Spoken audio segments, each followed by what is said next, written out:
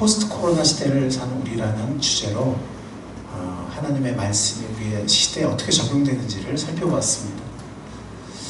제가 칼럼도 썼지만 이제 우리의 삶은 포스트 코로나 이후의 삶이 이전과 결코 같을 수 없다는 것을 우리는 매스미디어를 통해서나 아니면 우리의 삶의 실제적인 피부에 느껴지는 삶의 현실을 통해서 우리는 많이 체감하고 있습니다. 어떤 분이 말하기를 이제 우리는 BC와 AC의 경계선에 있다 이렇게 얘기를 했어요. BC가 뭔지 아시겠어요?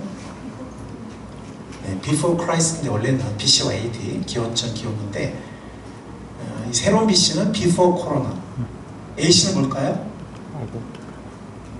Before니까 그죠? 네, After Corona겠죠, 그죠? After Corona 이런 시대가 될 것이다 라는 말이 있을 정도입니다.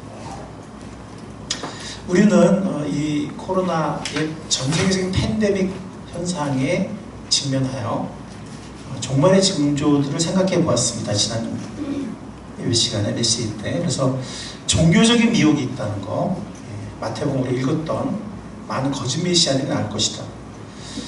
그리고 난리와 소요의 소문들을 듣게 될 것이다. 이거를 세 번역은 전쟁이라고 우리가 북한했지만 꼭 전쟁만이 아니라 전쟁을 포함해서 여러 가지 난리와 소요의 소문들을 계속해서 듣게 된다는 것입니다.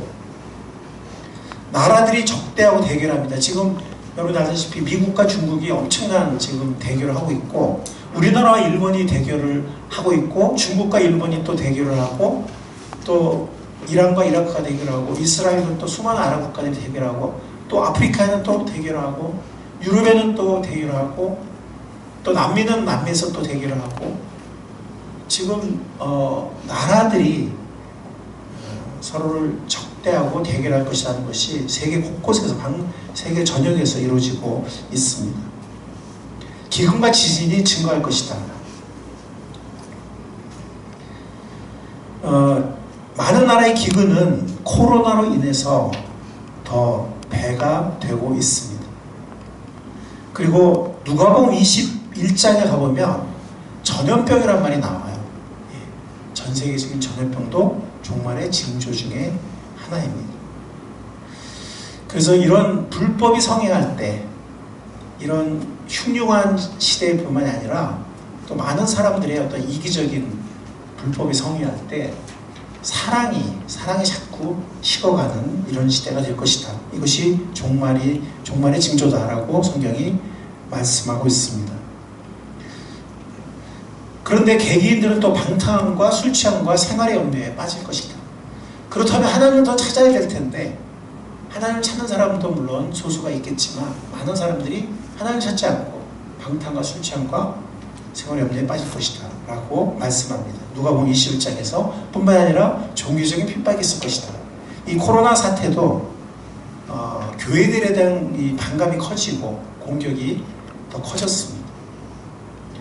그러나 그 와중에도 복음은 계속해서 전 세계 족속들에게 전파될 것이다 라고 성경 말씀은 우리들에게 일러주고 있습니다.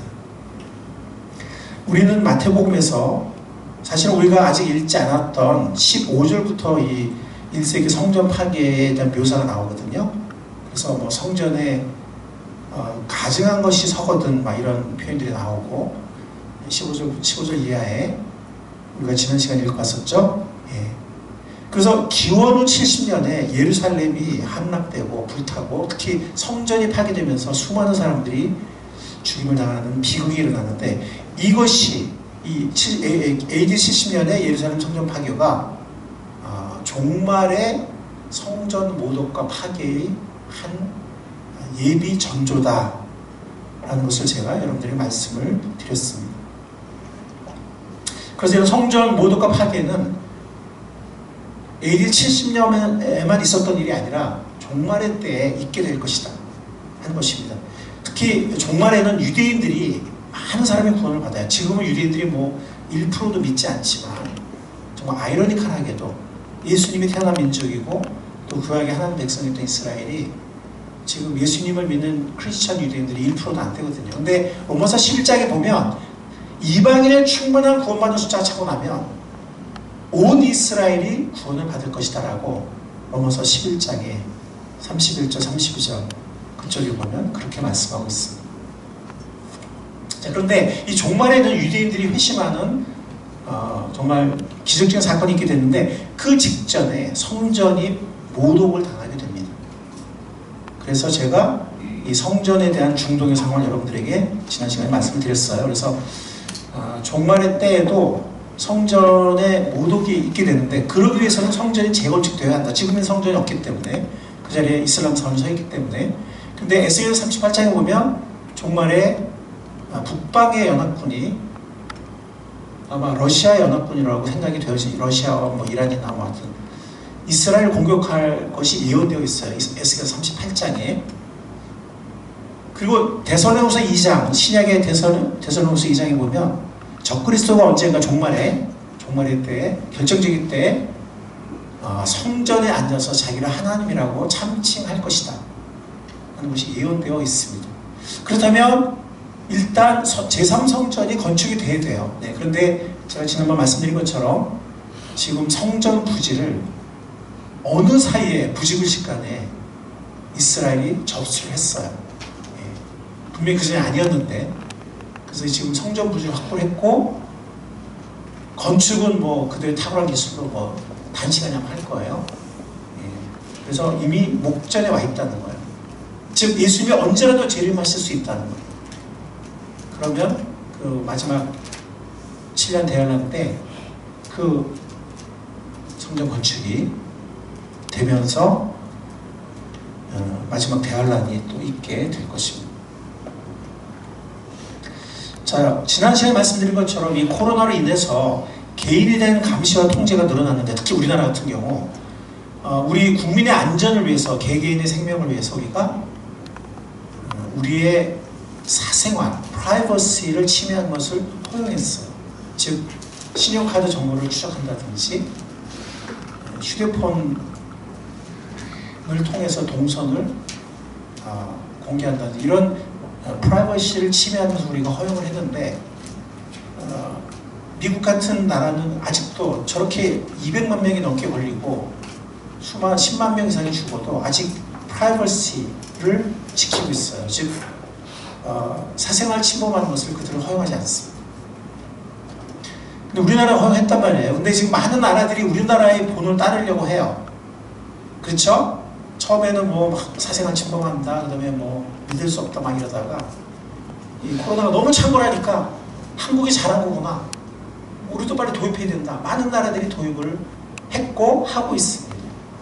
눈앞에 코로나가 너무 심각한 거예요. 무슨 얘기예요? 뭐 미국이나 아직 뭐 몇몇 나라들은 그렇게 하고 있지 않지만 세계적으로 많은 나라들이 사생활의 침범을 자꾸 허용하기 시작하고 있다는 거예요.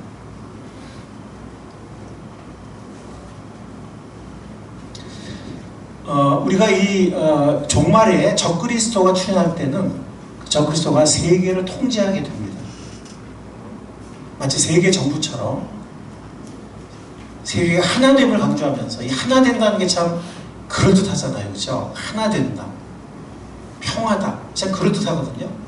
네, 그런 것을 내세우면서 적그리스도가 전 세계를 지배권을 장악하게 되고 또 통제를 하게 될 텐데, 이런 모든 선례들, 이런 모든 시스템이 지금 가능하다는 얘기거든요. 시스템들이 그때 적그리스도에 의해서 장악될 수가 있습니다.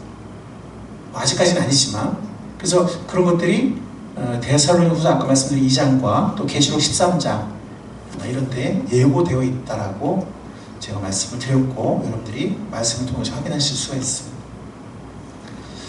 자, 이런 종말의 징조가 너무나 커지고 있고, 예수님의 재림과 또 이 대환란의 시대가 내일 벌어진다 하더라도 이상할 것이 없는, 이미 모든 것들이 준비가 되어 있는 이런 시대, 즉 예수님의 재림이 언제라도 있을 수 있는, 또 환란이 언제라도 시작될 수 있는 이런 시대, 이 종말의 끝에, 말세의 지 말에 우리가 살고 있다고 했습니다.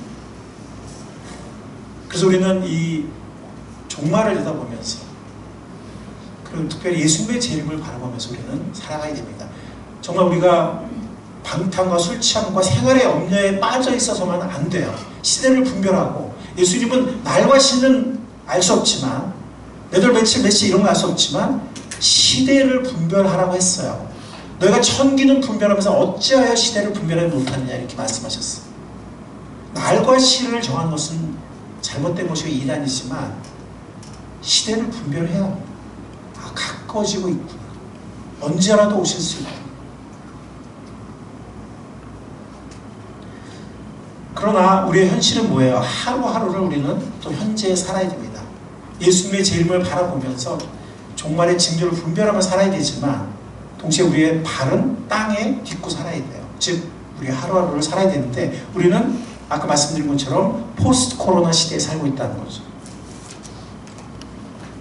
제가 요즘에 포스트 코로나에 대한 그 책을 학교 왔다 갔다 하면서 이제 듣는 책으로 계속 듣고 있어요. 듣고 있고 요즘에 이제 그런 TV 프로그램도 지금 여러 개가 기획이 되어 있는 것을 알고 있고 이미 방송된 것도 있고 이번 주에도 방송할 것도 있어요. 그런데 그런 모든 것을 보면 혹은 또 어떤 사람이 쓴 특집 기사 이런 걸 보면 세계적인 석학이 쓴 어떤 특집 기사 이런 걸 보면 이제는 모든 사업이나 영업이 획기적인 변혁을 겪게 될 가능성이 크다라는 것입니다. 이거는 이제 좀 선진국의 학자들이 좀 굉장히 정중하게 표현하는 거예요. 이렇게 신중하게. 그러나 사실은 그렇게 된다는 거죠. 네. 사업하는 사람들, 영업하는 사람들은 이미 느끼고 있어요. 대면이 아닌 비대면으로 점차 전환되고 있어요. 모든 사업이나 영업이.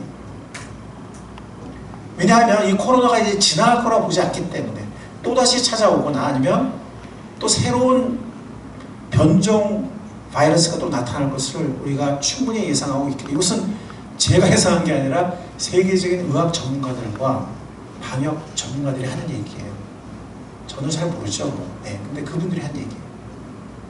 그렇기 때문에 모든 사업이나 영업이 획기적인 변혁을 겪게 될 것이다. 그리고 교육도 변혁을 겪게 될 것이다. 여러분들 여기 지금 부모님들 많이 계시기 때문에 무슨 얘기인지 금방 아시죠? 네. 지금 말이 계약이지 일주일에 하루 이틀 가요. 또 어떤 학교는 하루 등교하면 2주는 집에서 온라인으로 해요. 이게 계약한 건지 안 한 건지 그렇게 할 수밖에 없어요. 학교 가면은 식당에 딱 한 방이 쳐 있고 반에 가보면 애들이 꽉 채워 있지 않아요. 네. 듬성듬성 앉아있어요, 애들이. 이 비대면 교육이 증가한다는 거죠. 그렇다면 이것은 교육의 질이 또 문제가 대두가 되고 인성교육의 문제가 또 대두가 됩니다. 어쨌든 우리는 이것을 피해갈 수 없는, 이렇게 할 수밖에 없는, 문제가 있지만 이렇게 할 수밖에 없는 문화생활도, 대인관계도, 쇼핑도 큰 변화를 겪게 됩니다. 이미 겪고 있죠. 쇼핑도, 대인관계도, 문화생활도. 교회도 패러다임의 변화를 겪을 가능성이 커요. 이 신중하게 표현한 거예요. 이미 겪고 있어요. 제가 지금 그 통계 자료까지 제시할 시간이 없지만 지금 제가 그동안 접한 두 통계 자료를 보더라도 목회자들도 그렇고 이 신자들도 그렇고 그 의식이나 혹은 신앙생활의 양태가 굉장한 변화를 겪고 있어요. 지금 대형교회들은 참석자가 급감하고 있고 헌금도 절반 정도로 떨어지고 있다고 하잖아요. 작은 교회도, 교회 나름이겠지만 작은 교회도 어려움이 있기는 마찬가지입니다. 근데 하여튼 뭐냐면 큰 것이 좋은 것이 아니라는 거예요.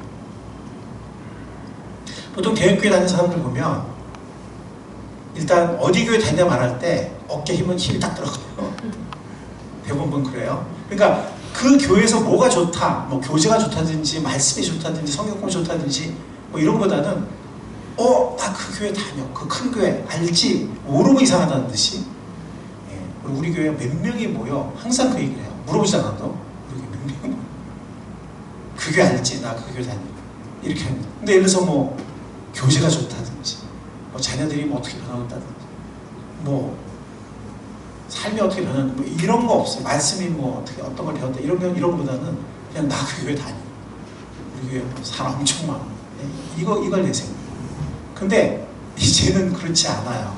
이 포스트 코로나 시대에는 대형 교회가 꼭 중대형, 중형 대형, 어떤 큰 교회가 꼭 좋은 것이 아니라는 거죠. 작은 것이 좋다는 것이 드러나고 있어요. 특히 코로나 시대를 거치면서 포스트 코로나 시대 때. 학교도 그래요. 학교도 특목고도 이렇게 뭐 운정고등학교나 막 이런 큰 데보다는 뭐 민사고같이 작은 학교. 특히 대학, 그래도 민사 같은 경우는 기숙사가 있어서 그것도 문제거든요. 그거 어떻게 해결하는지 저는 그것까지는 모르겠어요. 또 민사과 특목고 중에서는 좀 작은 학교거든요. 근데 이제 그 기숙사 문제를 어떻게 해결해야 되겠죠. 그런데 대안학교들 기숙사 없는 대안학교 많은데 그 대안학교, 작은 대안학교들이 보면 뭐 영어로 하는 대안학교든 한글로 하는 대안학교든 거의 가요. 대신 이제 굉장히 어떤 소수니까 철저하게 관리하고 점검하고 하면서 굉장히 질적인 교육을 오히려 하고 있어요. 대안학교들 보면 소수지만. 그리고 코로나의 영향을 많이 받지 않아요. 즉 이 포스트 코로나 시대에 코로나의 영향을 이런 극한 어떤 충격과 어떤 지장과 이런 것들이 작은 학교는 별로 받지 않는다는 거예요. 크게 받지 않는. 교회는 마찬가지예요. 물론 있지만 큰 학교나 큰 교회에 비해서 적게 받습니다. 별로 받지 않습니다. 작은 것이 좋다는 것이 이 포스트 코로나 시대에 드러나고 있어요. 포스트 코로나 시대 교회 생각을 해보면 사실 우리 교회에서 차로 5분 거리 안에 일산과 운정에 3대 대형교회 다 있어요. 지하도로 가면은 다 5분 안에.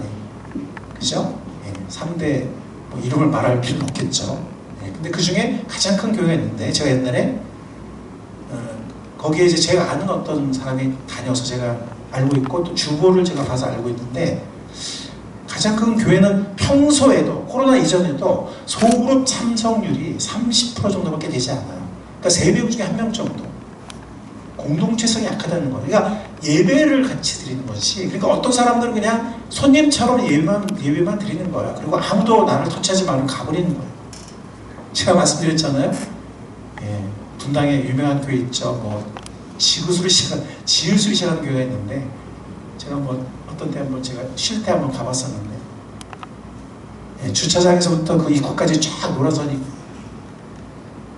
있어요. 큰 대형 빌딩 전체가 교회거든요.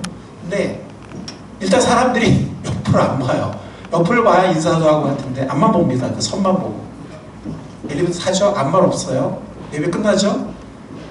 우르르 예배 빨리 내려가 엘리베이터 몰려요. 그럼 뒤에서 막 광고를 해요. 아 무슨 그룹이 있는데 뭐 오시면 좋아요 참석하세요. 막 뒤에서 막 그래요. 들은 적도 안 해요. 타면은 내려가는 거예요. 안에서 한마디 안 합니다. 서로 옆사람하고. 딱 내리죠? 차만 보고 가요. 노란선이 향해서.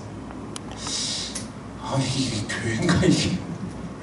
교회는 몸이라고 지체라고 했는데 지체면은 그렇잖아요. 서로 연결돼 있잖아요. 한 지체가 아프면 서로 막 아프잖아요. 이 서로 아예 보지를 않으려고 하는데 이게 교회인가?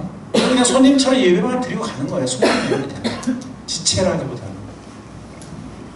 근데 그런 사람들이 더 많은데요. 그런 사람들이 70~80%고 소그룹에 온 사람들은 이렇게 적은데. 뭐 그 교회는 소그룹 참석률이 잘 모르겠죠. 어쨌든 우리 지역에서 가장 큰 교회의 참석률은 제가 알고 있어요. 왜냐면 제가 주보에 직접 세봤거든. 거기 숫자가 나오더라고. 예, 그랬더니 이 정도밖에 안 돼요. 그리고 아까 말씀드린 제가 이제 아는 사람이 다닌다고 그랬잖아요. 예, 지금 거기서 뭐 부역장을 하고 있는데 뭐 상도 받았대요. 부흥시켜서. 그래서 어떻게 전도를 하냐. 요즘 전도 어려운데. 그랬더니 아 전도요. 그 예배 시간에 서가지고 예배 오는 사람들 모임에 나오라고 오시면 돼요. 이러더라고. 그러니까 불신자 전도이 아니고 예배 오는 사람들 자기 목장 참석하라고 밥도 먹자고 막 해가지고서 자기 목장 끌고 간다는 거예요. 그게 전도라는 거예요. 코로나 사태 이후에 대형 중형교회들의 예배 참석률이 급감하고 있어요. 즉 사람들이 사람이 많은 걸 기피하는 거죠. 옛날에는 사람이 많은 걸 자랑했는데 이제는 기피하는 거예요. 그리고 왜냐면 한번 터지면 큰일 나니까. 그 다음에 온라인 예배의 맛을 봤어. 자, 작은 교회는 공동체가 살아있잖아요. 그러니까 온라인 예배를 대체할 수가 없어요. 온라인을 혼자 드리는 거 아니야. 아니면 기껏해 가족이 같이 드리든지. 그렇죠? 근데 어차피 대형교회는 예배만 드리고 왔거든. 그죠? 예배만 드리고 왔잖아요. 한 70~80%가. 그렇죠? 그러면 옛날에는 예배는 현장에 무조건 가야 된다 생각을 선임까지 있었어요. 예배는 어쨌든 가야 돼. 근데 한 두세 달 집에서 들어보니까 뭐 어차피 가도 뭐 그냥 뭐 예배만 드리고 오는데 굳이 뭐 거기만 하나님 계시나? 거기도 계시지. 여기서 예배 못 드리나? 이렇게 되는 거죠. 왜냐면 공동체가 어차피 아니니까. 뭐 가도 그냥 예배만 드리고 오니까. 뭐 집에서 옛날에 그래도 간다는 생각이 있었는데 코로나 때문에 못 가잖아요? 몇 달 못 가다 보니까 이것도 괜찮은데? 편한데? 편하다. 시간 사용도 좋네? 그 다음에 옷 정장 양복 안 입어도 되고 아니면 뭐 정장 양복까지는 아니더라도 정장을 입어야 되는데 집에서는 그냥 편한 옷 입고 약간 소파에 싹 기대가지고 예배 드릴 수도 있고 예배 끝나면 그냥 편한 옷 그대로 돌아다녀도 되고 점점 편해지는 거예요. 네. 그러니까 온라인 예배 괜찮네. 더군다나 온라인 예배는 통계에 의하면 이 대형교회 다니는 사람, 중대형교회 다니는 사람들 보면 자기 교회 온라인 예배보다 다른 온라인 예배 드리는 사람이 더 많다는 거예요. 통계에 보면. 왜? 온라인 예배 뭐 어디서 드리지 누가 알아요? 아무도 모르잖아. 오늘은 저쪽 교회 가서 드려볼까? 오늘은 저쪽 교회 온라인 드려볼까? 이렇게 한다. 안 그래도 그레스 하파 아시죠? 메뚜기. 그레스가 풀이고 하파만 이렇게 뛴다는 거잖아요. 풀에서 뛰는 게 메뚜기인데 그렇게 교회를 쉽게 옮기는 사람들을 처치 하퍼라고 해요. 그냥 뭐 하면 뭐 여기만 하나님 있어? 그리고 또 옮기고. 근데 이제는 이런 사람들은 온라인 예배 말씀드리는 사람들은 이제 온라인으로 이제 합핑하고 다니는 거예요. 온라인 예배 오늘은 어디 가서 누구 설교 들을까? 뭐 이런 식으로. 포스트 코로나 시대에는 신앙생활, 교회생활도 굉장한 변화가 이미 일어나고 있어요. 가난한 성도들이 증가한다는 거예요. 무슨 말인지 아시죠? 가난한 성도? 예. 안 나가 성도, 교회 안 나가 성도. 나 그냥 개인적으로 믿을래, 안 나가. 이런 정도들. 소속감과 책임감이 결여될 때 처음엔 편하게 예배 드릴 것 같죠? 그죠? 근데 아무도 모르잖아요. 그죠? 아무도 모르니까 예배를 안 드릴 수도 있는 거예요. 야, 오늘은 좀 내가 뭐 몸이 좀 불편한데 성태도 안 좋은데 에이 뭐 2주에 한번 드리지 뭐. 아니면 어떻게 생각하냐면 이따 저녁에 드리자 아니면 뭐 내일 드리자 하고 안 드리는 거예요. 왜? 안 드려도 뭐 아무도 모르니까. 예, 뭐 꼭 11시에 드려야 돼? 이제 그렇게 되는 거예요. 뭐 교회만 가야 예배 드려야 돼? 뭐 집에서 드릴 수 있지. 그 다음에 왜 꼭 11시에 드려야 돼? 나 이따가 좀 몸 상태 좋을 때 이따 저녁에 드릴래? 하다가 안 드릴 수도 있는 거고. 네, 점점 이렇게 돼요. 그럼 예배도 약해집니다. 왜? 공동체가 없기 때문에. 사람은요, 영어로는 영어에 책임이란 말이 두 가지가 있어요. responsibility란 말이 있고 그거는 어떤 문제나 책임에 대해서 반응하는 어떤 그 책임이죠. responsibility. 근데 accountability란 말이 있어요. 서로에게 책임을 진다는 거, 서로에게 책임을 느낀다는 거예요. 저 사람이 아프면 뭐 아픈가 보지 뭐 이런 게 아니라 기도해줘야 되겠다. 왜 아픈가? 기도해주고 도우려고 하고 서로가 서로를 책임의식 있게 가족이 대표적이죠. 그죠? 가족이. 그래서 이 accountability 관계는 때로는 피곤하기도 해요. 왜냐면 그냥 자유롭게 그냥 아무도 나 상관 안 하고 그런 사람한테는 거추장스러울 수 있죠. 근데 사람은 이 accountability가 없으면 사람은 잘못돼요. 가족이 대표적이지만 가족만의 영적인 가족, 신앙적으로도. 근데 점점 이제 포스코로나 시대에는 accountability가 없어지는 거예요. 아무도 모르는 그냥 혼자 예배드리고 그러다 예배 안 드리기도 하고 네. 그런 사람들이 굉장히 늘었다는 거죠. 코로나 사태를 몇 달 동안 거치면서 굉장히 늘어났다는 거예요. 안 그래도 가난 성도들의 숫자가 굉장히 많았었는데 코로나 사태를 거치면서 굉장히 늘어났어요. 그러나 우리가 알다시피 신약 성서적인 교회는 저번에 우리 함께 나눠졌죠. 자, 한번 복습을 해볼까요? 세 가지. 뭐라 그랬죠? 제일 먼저 보편성과 거룩성. 그죠? 누구든지 그리스도의 피로, 예수 그리스도의 속죄의 피를 믿고 거듭나면 누구든지 교회의 회원이 될 수 있다. 그 예수 그리스도의 피로 거듭나면 그건 거룩성이에요. 그러나 누구든지는 보편성이에요. 놀라운 진리죠. 세상에 그런 보편적인 모임이 없어요. 그러면서 이 거룩한 모임이 없어요. 보편적이고 거룩한 교회, 이것이 신약성서적인 교회입니다. 두 번째는 공동체성이 있는 것이 신약성서적인 교회예요. 공동체성이 없으면 그건 신약성서적인 교회가 아니에요. 이상한 교회예요.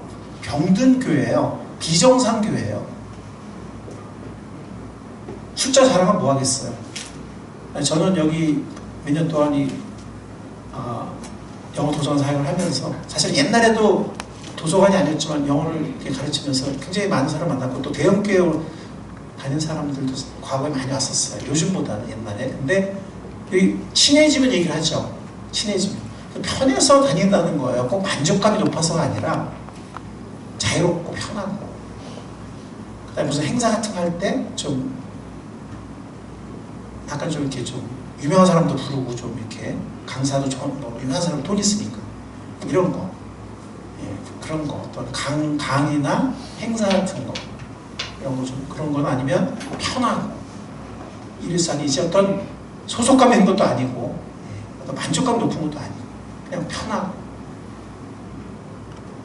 근데 신약 성경은 편한 삶을 우리에게 말하는 것이 아니라 그렇잖아요. 부부도 사실은 어떤 때 얼마나 불편해요. 그렇죠? 부부도 갈등할 때는. 그렇죠? 그러다 서로 용서하는 법을 배우고 또 서로가 점점 성장해 나가잖아요.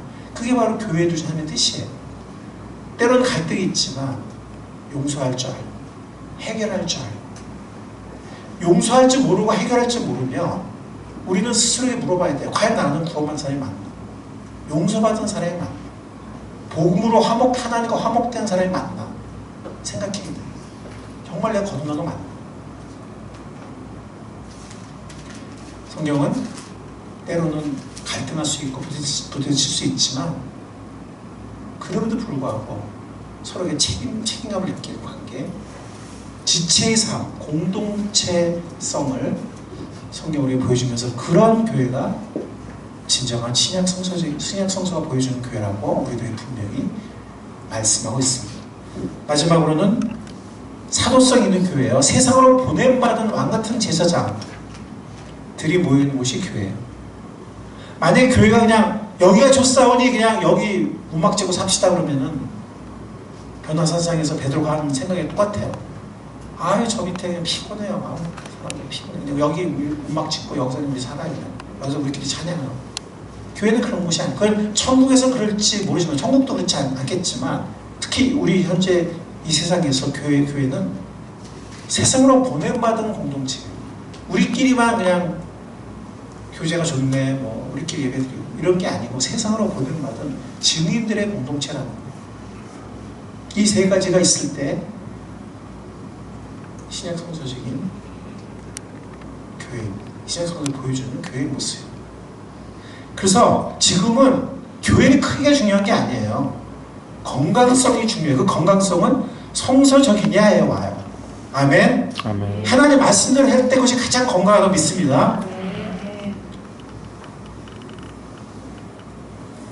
교회의 크기를 자랑하는 것은 교회 역사에서 생긴 지 얼마 안 돼요. 이 자본주의와 물질 문명이 팽창하면서 크기를 중요시하고 이러면서 한국의 유교 문화의 어떤 겉을 중시하는 그런 것과 맞물려서 미국식 자본주의가 결합이 되어서 교회에도 그런 막 크기를 자랑하는 이런 게 들어온 거지. 제가 말씀드렸잖아요. 신약성경에 크기 말하는 적이 한 번도 없다. 교회 크기 말하는 적. 말씀대로 정말 살고 있느냐를 항상 얘기하지. 그리고 유럽의 교회들은 크게 대형 교회가 없어요. 그러나 영국도 마찬가지. 근데 정말 커도 몇백 명 아니면 100명, 50명 이런 교회들이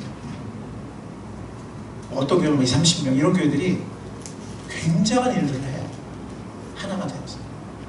지역사회를 위해서 또 선교를 위해서. 다시 한번 여러분들이 보시기 바랍니다. 구약 성경에 보면 작은 것의 날이라고 무시하는 자가 누구냐라는 하나님 말씀이 있어요.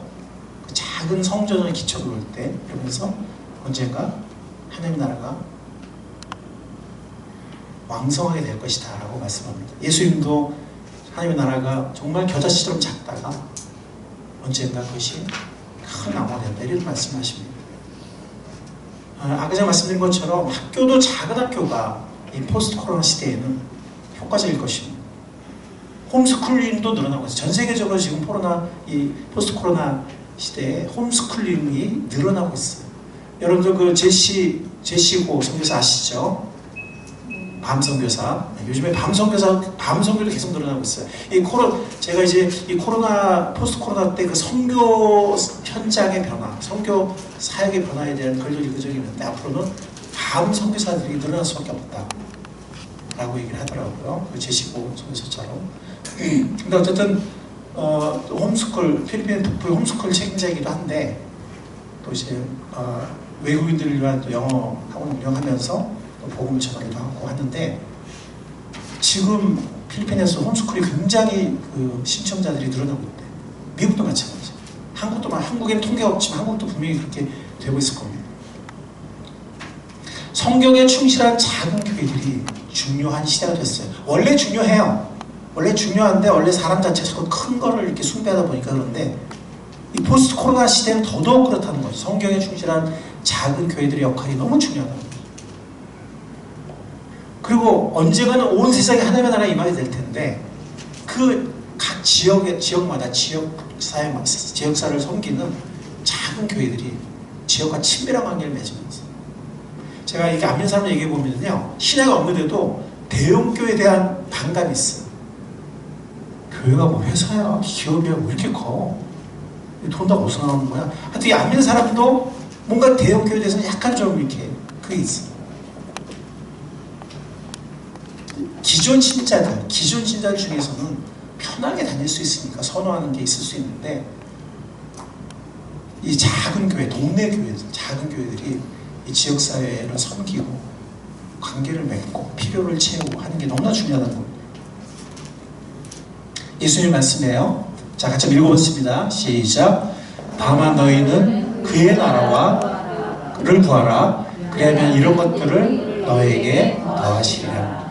적은 무리여 무서워 말라. 너희 아버지께서 그 나라를 너에게 주시기를 기뻐하시리라. 누가복음 12장에는 예수님의 말씀이에요. 초대교회는 대형교회가 없었어요. 예루살렘 교회가 대형이었지만 그거는 유대인들은 이미 하나님을 엄청 사랑하는 사람들이잖아요. 그리고 열심히, 특히 그때 온 사람들은 목숨 걸고 전 세계에서 온 사람들이에요. 옛날에 여행한다는 것은 목숨 걸고 막 서너 달씩 여행을 했거든요. 먼 데는. 그 정도로 열심히 특심한 사람들이 오순절날에 성전에 모인 거예요. 예루살렘에. 단지 나사렛 예수 그리스도가 자기들이 그렇게 목놓아 기다리는 메시아라는 그것만 모르고 있는 거예요. 근데 그것을 깨닫게 됐을 때 그날 하루에 3,000명이 예수님을 믿고 예수 그리스도의 이름으로 침례를 받았어요. 근데 하나님은 흩어져서 전 세계 족속에 가서 복음을 전하기 원하셨는데, 이들이 계속 예루살렘에 머물고 있으니까 하나님이 어떻게 하세요? 흩으세요. 비로소 그들이 흩어지면서 복음을 전하러 다녀요. 그러다 나중에 안디옥 교회에서 이방인에게 처음으로 복음을 전해요. 그리고 그 이방인 선교가 처음 이루어진 그 안디옥 교회에서 이방인 선교사가 바울과 바나바가 파송이 돼요. 그러니까 예루살렘 교회를 흩으셨어요. 안디옥 교회는 가장 중요한 핵심 지도자 두 사람을 선교사로 보냈어요. 하나님은 바벨탑처럼 막 자꾸 쌓고 모으고 건물 엄청 크게 짓고 또 짓고 막 사람들 끌어모아서 막 돈 모으고 사람 이런 거 싫어하세요. 하나님은 흩어져서 가라는 거예요. 그리고 사람들에게 찾아가고 섬기고 삶으로 말씀으로 복음을 전하는, 적은 무리여 무서워 말라. 이 초대교회 많은 교회들은 작은 교회들이었어요. 오늘 여러분들 큐티 듣고 오셨으면 거기도 고린도에도 많은 작은 가정교회들이 있었다. 그런 오늘 그 큐티 해설 목사님 그 얘기를 하잖아요. 고린도에도 많은 작은 가정교회들이 있었다. 맞는 얘기입니다. 이 적은 교회들, 적은 무리들, 적은 회중들, 그들이 나중에 보면 정말 전 세계를 변화시키는 씨앗들이 되고 하나님께서 그 나라를 그들에게 주시겠다고 약속을 하셨습니다. 자, 우리는 충성되고 지혜로운 종이 되어야 되겠습니다. 그럼 뭐죠? 그리스도의 재림을 대비하는 충성되고 지혜로운 종. 자, 마태복음, 오늘 우리가 읽었던 마태복음, 오늘 본문 말씀은 아니지만 그 뒤에 보면 보겠습니다. 마태복음 24장 44절 47절. 마태복음 24장 44절부터 47절입니다. 읽겠습니다. 시작. 그러므로 너희도 준비하고 있으라. 너희가 생각하지도 않은 시각에 인자가 올 것이기 때문이다. 누가 신실하고 슬기로운 종이겠느냐? 주인이 그에게 자기 집 하인들을 통솔하게 하고 제때 양식을 내주라고 맡겼으면 그는 어떻게 해야 하겠느냐? 주인이 돌아올 때 그렇게 하고 있는 그 종은 복이 있다. 내가 진정으로 너에게 말한다. 주인은 자기 모든 재산을 그에게 맡길 것이다. 이건 지금 마태복음 24장의 이 종말에 대해서 예수님이 가르치면서 끝부분에서 하신 말씀이에요. 하나님은 종말의 시대를 살고 우리에게 충성되고 지혜로운 종, 여기서는 신실하고 슬기로운 종이라고 세 번에게 말하고 있는데 그런 종이 되기를 원하시는 겁니다. 근데 실패한 종이 또 나와요. 실패한 종. 48절부터 보면 그러나 그가 나쁜 종이어서 마음속으로 생각하기를 주인이 늦게 오시는구나 하면서 동료들을 때리고 술 친구들과 어울려서 먹고 마시면 생각지도 않은 날에 뜻밖의 시각에 그 종의 주인이 와서 그 종을 처벌하고 위선자들이 받을 벌을 내릴 것이다. 거기서 슬피 울며 이를 갖는 일이 있을 것이다. 실패한 종에 대해서 또 이 실패한 종에 대해서는 48절과 49절에 나오고 있습니다. 즉, 왜 때리겠어요? 동료들을. 욕심이죠. 욕심 때문에 때리는 거예요. 그리고 술 취하고 방탕한 거죠. 욕심과 방탕 속에 사는 이게 실패한 종이에요. 오로지 현재만 생각하는 것이고 자기만 생각하는 거예요. 그렇죠? 네. 여러분들은 어떤 종이 되기를 원하십니까? 충성되고 지혜로운 종이 우리 모두가 될 수 있기를 간절히 바랍니다. 아모스 8장 11절을 보면 희한한 말씀이 있어요. 자, 한번 읽어보겠어요. 네. 읽겠습니다. 시작. 그날이 온다. 나 주 하나님이 하는 말이다. 내가 이 땅에 기근을 보내겠다. 사람들이 배고파하겠지만 그것은 답이 없어서 겪는 배고픔이 아니다. 사람들이 목말라하겠지만 그것은 물이 없어서 겪는 목마름이 아니다. 주의 말씀을 듣지 못하여서 사람들이 굶주리고 목말라 할 것이다. 언제 그런다고요? 그날에.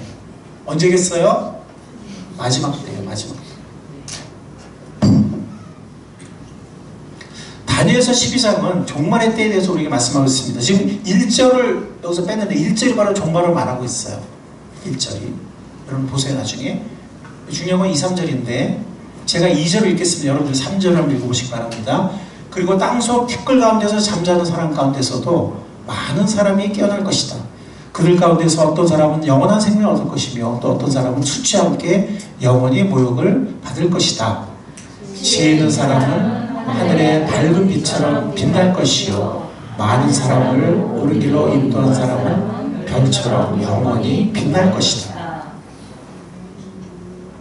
이 마지막 때에 대한 얘기예요. 영원히 멸망한 사람도 있겠지만 또 많은 사람들이 깨어서 구원받는다는 얘기예요. 근데 그들을 옳은 길로 인도할 때 쓰임받은 사람들은 별처럼 영원히 빛날 것이라고 하나님께서 말씀하십니다. 여러분들 지혜를 말해요. 즉 시대를 분별하면서 우리가 어떻게 살아야 될 것인지.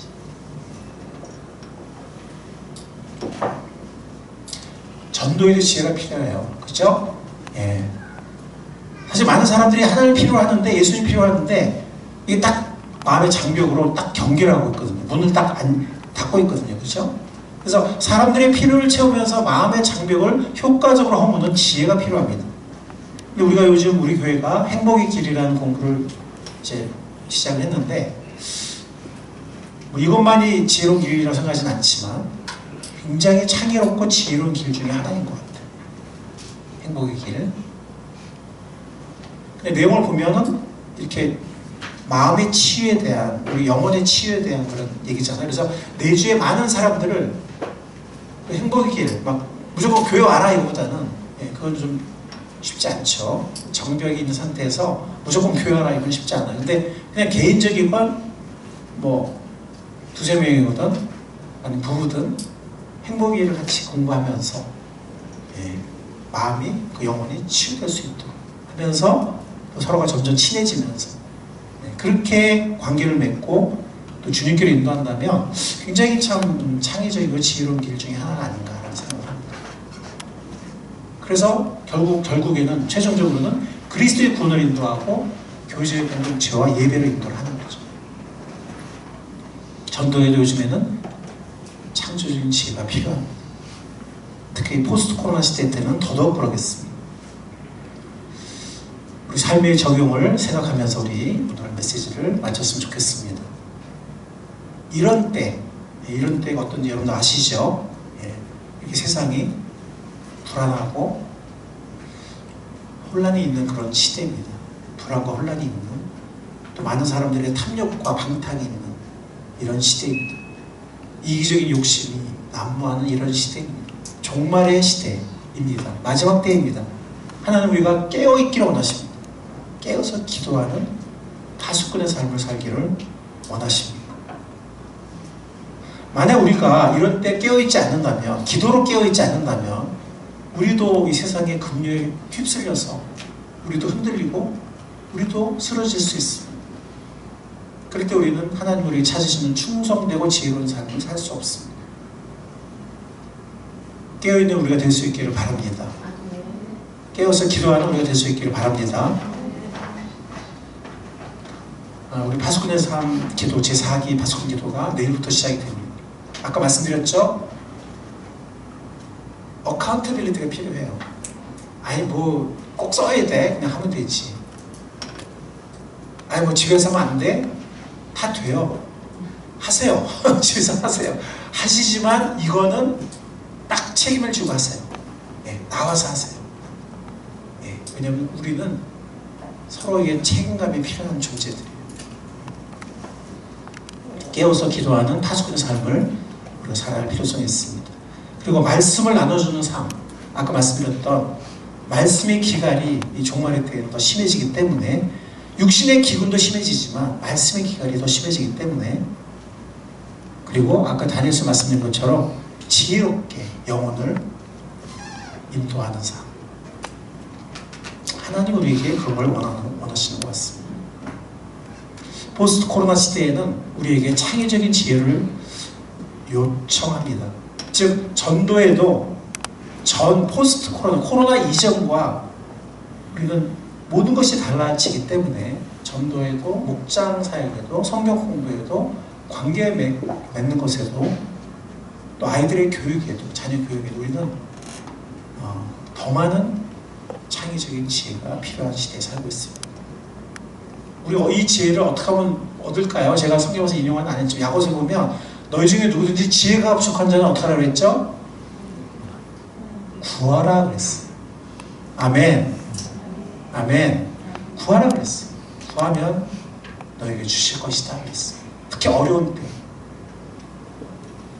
다시 한번 우리는 깨어서 기도해야 할 필요성이 포스트 코로나 시대에 더더욱, 그전에는 물론 있었지만 더더욱 있다는 것을 우리는 느끼게 됩니다. 그럴 때 하나님은 우리를 통해서, 부족한 우리지만 말씀을 먹이는 사역을 하시기 원하시고, 영혼을 단계적으로 주님께로 인도하는 그 일에 우리를 쓰시기를 주님은 원하십니다.